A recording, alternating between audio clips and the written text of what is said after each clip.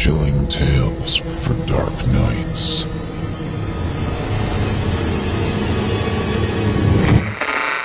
The following program is a production of Chilling Entertainment and the creative team at Chilling Tales for Dark Nights, and a proud member of the Simply Scary Podcasts Network. Visit simplyscarypodcast.com to learn more about this and our other weekly storytelling programs, and become a patron today to show your support and get instant access to our extensive archive of downloadable ad-free tales of terror. Thank you for listening, and enjoy the show.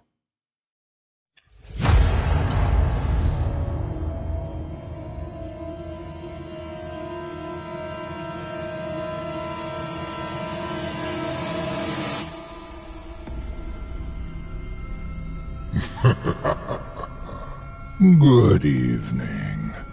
I'm storyteller Otis Gyrie, and I ain't your grandfather.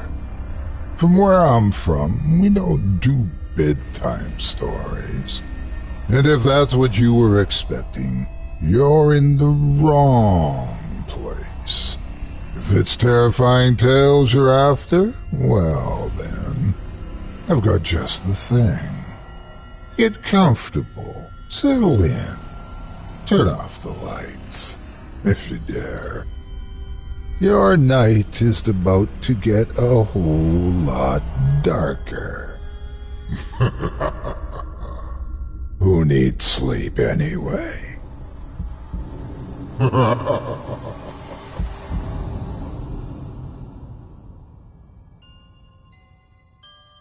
Good evening. You're listening to Scary Stories Told in the Dark. Welcome to Season 2, Episode 5. I'm your host, Otis Gyrie. In tonight's episode, I'll be performing 4 terrifying tales for you about undetectable demons, sinister swamps, towns out of time, and the death-scented depths of a lurid lake. You're listening to the standard edition of tonight's program, which includes the first 2 stories. If you'd like to show your support and enjoy an extended version of this and or other episodes with twice the terror, visit simplyscarypodcast.com and click Patrons in the upper menu to sign up today. Thank you for your support. It's time to get started, so lock your doors, turn down the lights low, and settle in. The show is about to begin.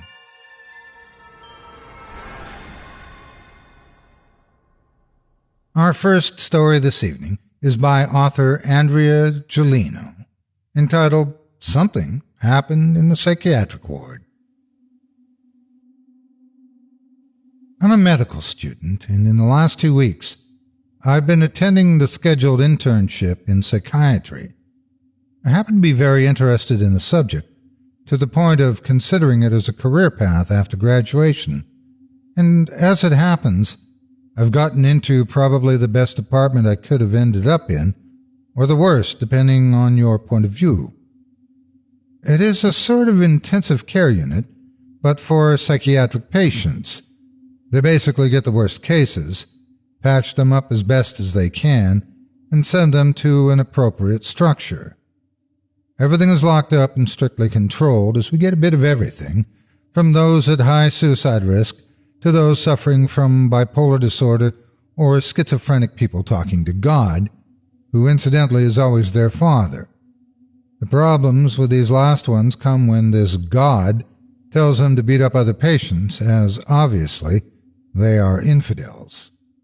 Things went on with ups and downs and the usual problems tied to the profession, such as the guy who walked in and went on to casually announce that he was carrying a number of knives inside his suitcase, or the ex-convict who insisted on coming into the doctor's office because he disagreed with the therapy and decided to sit beside me while he vehemently argued with the on-duty psychiatrist. I kind of hope I was still there, sitting beside the ex-convict and trying to make myself basically invisible. 5 days ago, a middle-aged man, I'll call him Mr. R for privacy's sake, came in. He did so of his own volition. In his words, he really needed for them to be silent for a while. R's appearance was a bit peculiar, balding and stocky. He had a sallow complexion and wore ill-fitting sunglasses. Like always, outside as well as inside. His mannerisms were unconventional as well, twitchy and nervous. He always seemed to be on the lookout for something. Some might think that it wouldn't be so strange to see someone behaving like that in such a place, but most patients usually looked lost and confused, unfocused, as if they had too many thoughts at the same time, or not enough at all. He was nothing like that. He, at most, seemed slightly distressed. I was given the opportunity and privilege to attend Mr. R's first session, as proposed by the doctor, and under the patient's agreement. He agreed. It's safe to say that I was absolutely fascinated by his case. You see, most schizophrenic patients start suffering from an early age, usually around 16 to 18 years old, from auditory hallucinations, which can take different natures. Some insult the person, constantly degrading them to the point of driving them to suicide. Some tell them what to do and can be rather dangerous. Another common characteristic is that the patients are completely unaware that the voices only exist within their minds and only they can hear them. R was an exception in every respect. First of all, he introduced his case by stating clearly that he was aware that the figures he saw, he was the only one who saw them. "It's the sickness that makes me see them," he said. That's right, he didn't just hear, he saw things. Not people, figures. He called them demons, 4 of them. He could even describe them in detail, citing horns and claws, and cold, dark eyes that looked like pure void. They could even turn to a more draconic appearance when they turned more hostile. They could even wear other people's faces as their own to trick him. The first time they appeared, it was in his mid-30s. As he came home, he saw them trying to possess his mother, and they tried to use her to kill him, he said. They hadn't left him since, and only meds seemed to keep a hold of them and at least make them silent. He kept telling us about them, adding details and stories each time until yesterday. Then something happened. During our third session, the psychiatrist asked him where those demons were. R silently pointed at the windowsill, the very same windowsill I was standing next to, silently taking notes. "Are they telling you something?" asked the psychiatrist. "No, they've been silent as of late." "Do they do something? Are they doing something right now?" R looked around, a bit in distress, but eventually nodded. "What are they doing?" When I didn't hear an answer, I looked up from my notes. R was pointing directly at me. "What are they doing?" repeated the psychiatrist. "They're looking at him, staring." Now, I couldn't help but feel a shiver run down my spine. I knew those were just hallucinations, but his finger was pointed at me. His face was the stuff of nightmares. Sometimes, in the last few days, they disappear. When I find them again, they're with him. They've been following him. The psychiatrist glared at me with a furrowed brow. "Do you know what they want? Do they want to use him to do you harm like they did with your mother?" "No, not at all. They don't want to hurt me." Today, R came directly to me as I was getting ready to go home, taking off my white coat.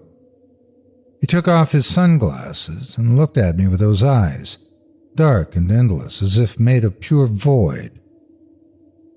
"Thank you, Doctor. Finally, I'm free."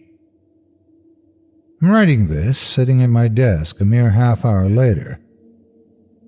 I'm writing this to make sure someone knows what happened and that I'm not crazy. Because I can't see anything, nor hear anyone. but I can feel their breath on my neck. Part 2. Hi, my name is June. I'm posting this because I'm not really sure what else to do about what I found, and no one is probably going to believe me. Hell, I don't believe what I'm seeing myself. The thing is, 21 days ago, my friend Kyle disappeared. He wouldn't pick up the phone or answer my message, and he was nowhere to be found. We contacted the police, but they weren't able to find him anywhere either. He simply vanished, no trace anywhere, not even in his apartment. They thought he'd just run away. I heard one of the cops saying he ran away with a hot flirt. They don't know Kyle, though, but I do, and that's not him. Furthering my suspicions, a couple days prior to his disappearance, he started behaving in a peculiar manner. He's always been quiet and reserved. It took anyone a good while to get to know him, but once you managed to get into his more personal sphere, he was an amazing friend, passionate and warm. The last time I saw him, he was so weird. He looked scared of me, or of something. He looked like he was trying to dodge me. He even refused to look me in the eyes. I've never seen him like that, so I was worried, and then he just vanished. It's been horrible. Today, I came back to his apartment again to see if I could find anything new, in the desperate hope we missed something. And when I tried to put the key into the lock, the door, it just sort of fell. It was unhinged. Here's where I found this absurd note. I don't know what to think about it. It doesn't make sense. And it's not even a suicide note. It's just nonsense. I don't even know why, but what freaks me out the most is that his writing has always been so steady and precise. This is not him. Never mind how absurd the content is. Something very wrong happened. I transcribed the mess, but the way he wrote it, it gave me chills. It's just wrong. If you're reading this, it probably means you found me, which is bad. I'm not even sure where I am anymore. They've been messing with me, made me see stuff, do stuff. It's been hell. I had to flee, hide. I couldn't let them harm my friends, my family. Those things have been following me for God knows how long. I have several memory lapses. Sometimes they would just hijack my body, and I'd lose control of everything, and for I don't know how much time. Time feels almost meaningless now. Those demons? Oh, they're not demons. They're something else, but they're real. Trust me. I can't see them, no one can, but they're real. I can see their effect on me. I can feel it. Their touch is like hot coals on my skin, bruises and burns appearing in the shape of their claws. Their stare like electricity frying my nerves. That's not all. When I saw my eyes in the mirror, I knew. Those weren't my eyes, so I started wearing sunglasses. No one can see those eyes, black pools of pure void. It was not safe for anyone to be near me, so I hid. I was scared of myself. Memories are a blur, unclear, but some stuff I remember distinctly. One woman in particular, well-dressed, elegant, kind eyes. She was married, had a wedding ring. I was lying on the side of the road. I was trying to pull myself together. Hadn't eaten in days. She touched me to help me on my feet to see if I was all right, and she took off my sunglasses. I so wish she just ignored me, but she didn't. The look on her face is still burned on my mind. I can feel still the presence passing beside me so clearly as they jumped the woman. She felt them too. They're with her as well now. At first I thought they left me, that I was free. Shortly after, the scorching of their grip manifested again, as angry as ever. They didn't pass, they spread like a disease. Beware of anyone with sunglasses. I don't know what they want. I don't even know if they want. But I met a man who claimed he could see them and that they could talk to him. Don't even try to find him. I tried to search for his name and there's no trace anywhere. No one's bloody seen him. I don't even know who he was or what he was. He's the one who attached them to me. I have my ideas. Maybe he was one of them. Or maybe he was just like me now and found a way to get rid of them by passing them directly to someone else. Me, to be more specific. I can't do that to anyone. I could never forgive myself. I've done already enough damage. You probably won't believe me, but please, if you see me and I'm alive, you are in danger. Run. There, alongside this note, I found him. He's dead. I won't go into detail. Let's just say I'm trying not to puke. That rusty metallic smell, the blood, it's everywhere. He was my friend, and now he's dead. While I was transcribing those words at Cal's PC, I thought he had lost his mind, that whatever happened to him shocked him so much that he made up the story to cope with it. Well, right now, I'm starting to be inclined to believe him. Or maybe I'm losing it myself, who knows? But as I'm writing this something, I'm not even sure how to describe it. I'm looking at him and signs are appearing, like someone is carving them on his skin with a knife, but nothing is there.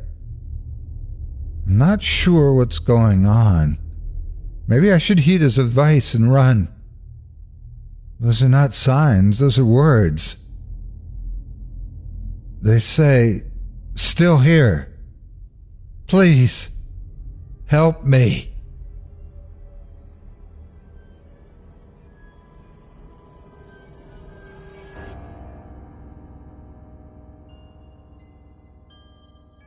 Our second story this evening is by author Adam Gray, entitled I Don't Swim Anymore.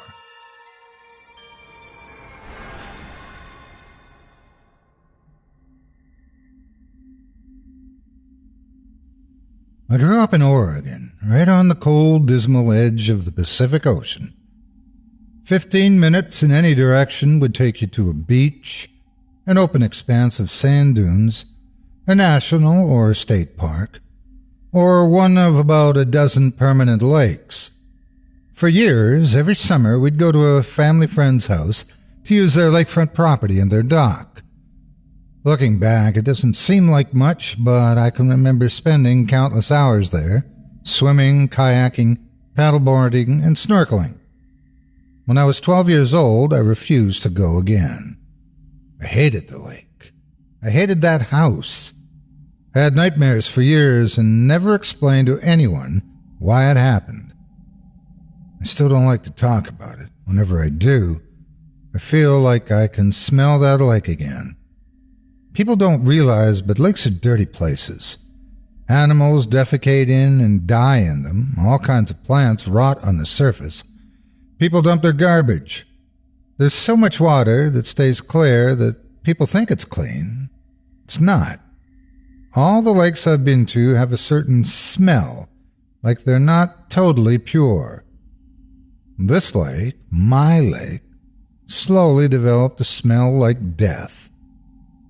Now that sounds dramatic. It's not like you could just sniff the air and think, "Oh, that's death." No one would have gone to the lake if it had been like that. It was just a subtle thing that you caught a whiff of once and then it was gone. Maybe you looked around for a dead fish or a squirrel or something, and then you forgot about it. I probably only noticed it was getting worse because on most days I was there from sunup to sundown. The dock our friends owned was a simple hand-built thing that involved styrofoam and treated 2x4s. A few times it had come loose from the rope that held it and had drifted across the lake. It sat sandwiched between two bigger and more impressive boathouses. As you faced the lake from the shore, the boathouse on the right was freshly painted bright red and housed a small white fishing boat.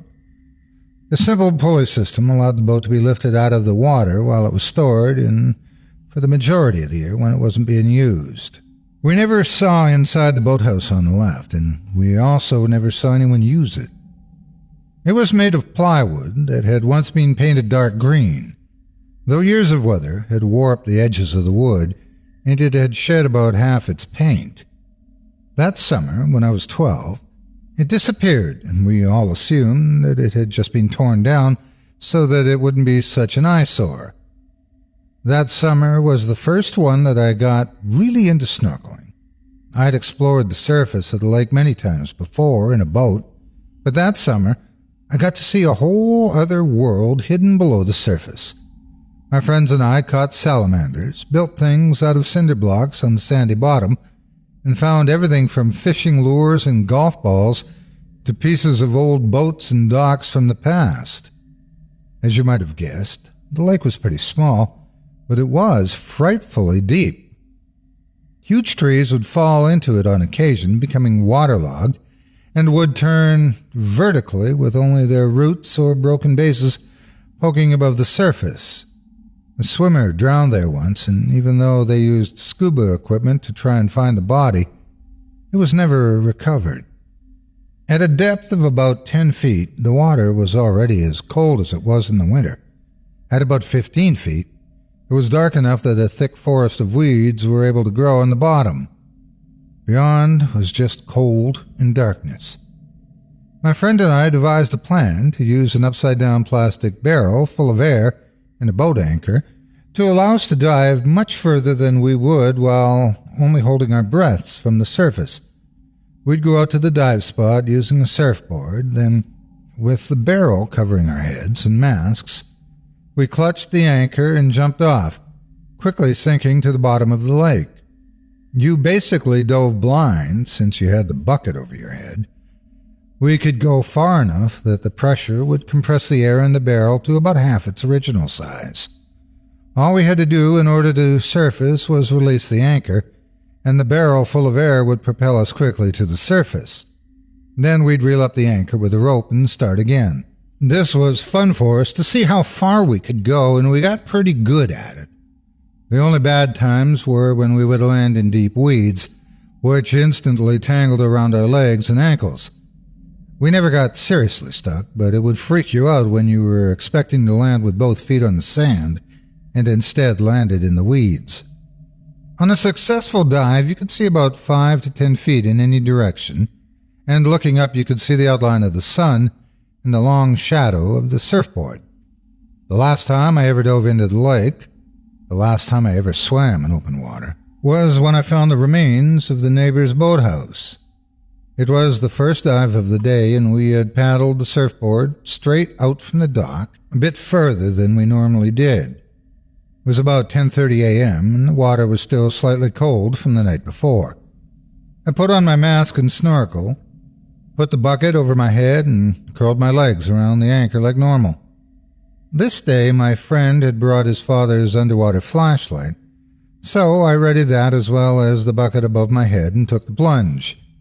I remember falling a long time, too long, because the pressure was pressing my mask against my face uncomfortably, and the air in the barrel was compressed to smaller than I'd ever seen it.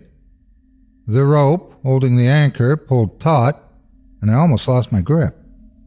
I don't believe in the little voice inside of a person that tells them the difference between right and wrong. I did, however, experience a very loud message from inside myself telling me that this was not a place I should be. It was too cold, too dark, and the pressure crushed in from all the sides. It wasn't the first time I'd realized the absurdity of our little diving system, but it was the first time that it had struck me as being truly stupid. My body gave me the message loud and clear that I was an idiot, but my curiosity ultimately won out.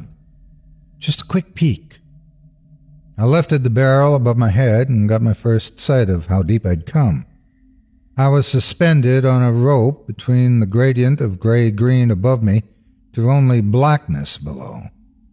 If I could have looked at myself from the outside, I'm sure I'd have resembled a worm on a hook. I had to let go of the barrel with one hand in order to grab the flashlight tucked into my swim trunks. The air in the bucket strained to float up, and the container tipped at a dangerous angle, but the bubble of air, being so compressed, stayed intact. I clicked on the flashlight, shining it right down in front of me. A thin beam of harsh white light sprung into existence like a camera flash, and what I saw there: people. Pale faces through thick, motionless black hair staring up at me from inside the remains of that old green boathouse, flipped upside down or fallen apart. They were there, right below me. I screamed and dropped the flashlight at the same time as I kicked off from the anchor. The barrel started pulling me up to the surface, faster and faster. In a complete panic, I thrashed my remaining arms and legs in order to try to go faster. I'd expelled all of my air, and I felt like this was the moment I was going to die. I felt sure that they were right behind me, their pale hands inches from my ankles. From one moment to the next felt like an eternity. The end of the rope fell past me. 10 more feet. 9. 8. Fire in my empty lungs. I don't remember breaking the surface. I do, however, remember being on top of the surfboard, alternately breathing so hard that I couldn't cry, and crying so hard that I couldn't take the breath as my friend pushed me to shore. Once I reached dry land, I left without looking back. I felt then that it was so crazy that I couldn't tell him or my parents or anyone. There were people down there, not living people, but dead ones with empty eyes staring up at the gray, faraway surface. They must have been weighted down or restrained. I don't remember. What I do remember is that as the flashlight fell into the weeds, it shone on the most horrible part of all. The legs of one of these things had been roughly sewn together to create the image of a grotesque mermaid, including a large and elegantly shaped black tail. For a long time after that incident, I tried to pretend that it hadn't happened, that I hadn't seen what I thought. Trees or logs, not twin female bodies. A patch of sand through the weeds. Anything to not have to accept a reality that scene could exist in. As an adult, I've had to accept it. I still see it in the dark. I can't escape it. I've realized that whoever owned the boathouse must have been experimenting. The swimmer who disappeared was probably one of those victims. I don't know who the other woman might have been. Somehow, the bodies would have to have been preserved, the only evidence of decay being from the eyes which still stare at me in my nightmares. I'm still torn between wishing I'd investigated and learned more about it, and wishing to hell that I'd never, ever seen it.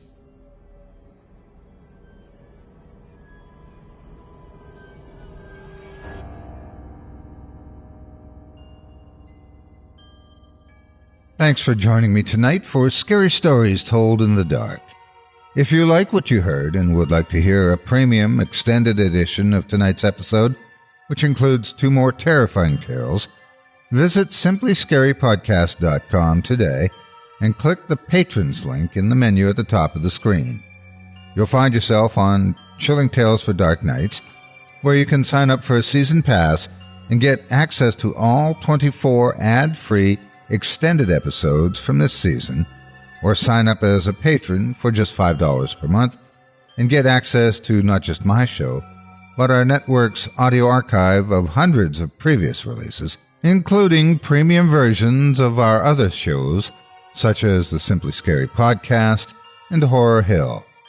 Not only that, but you'll be lending your support to this very program and help me continue bringing nightmares to life each and every week.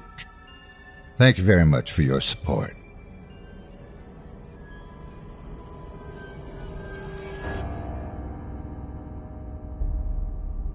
Thanks for listening. You've been listening to Scary Stories Told in the Dark, a production of Chilling Entertainment and the creative team at Chilling Tales for Dark Nights, and a proud member of the Simply Scary Podcasts network. Visit simplyscarypodcast.com today to learn more about our network and our other amazing storytelling programs. Tonight's program was hosted, and its featured stories performed by yours truly, Otis Gyrie. Selected stories have been adapted with the kind permission of their respective authors. Original music provided by Luke Hodgkinson and Jesse Cornett. Sound design and final mixing and mastering provided by executive producer and director Craig Groshek. Program's artwork and logo by David Romero. If you're looking for some fresh tales on a daily basis while waiting for the next podcast, check out my YouTube channel, the Otis Gyrie channel, and my extensive collection of narrated tales there. Simply search on YouTube by my name, and you'll find me. And don't forget to subscribe and press the bell notification icon to get my latest releases. Got a scary tale of your own that you'd like performed? I take submissions. Email it to me today at otis@simplyscarypodcast.com to have your terrifying tome considered for production in a future episode of this show. That's OTIS@simplyscarypodcast.com. If you've enjoyed what you heard on tonight's program and are joining us on your favorite podcast app, subscribe to us to be sure you never miss an episode, and leave a 5-star review and a comment. Your feedback means a lot to me. You can also follow Chilling Tales for Dark Nights and yours truly on Facebook to connect anytime and get the latest updates on this and other programs and my channel. If you're listening on the Chilling Tales for Dark Nights YouTube channel, do us a favor and hit the subscribe button and the bell notification icon for CTFDN as well to get more spooky tales from me and the crew and another episode of this program each and every Wednesday. And don't forget to hit that thumbs up button to tell us how we're doing and leave a kind word or a request. And don't forget to visit us at chillingtalesfordarknights.com and consider supporting the team by becoming a patron. In addition to helping us out, you'll get exclusive access to our audio archive and ad-free downloads of all your favorite stories, including those you've heard on this program. As for me, I'll be back next Wednesday with more terrifying tales to keep you up all night. But that's all right. Who needs sleep anyway?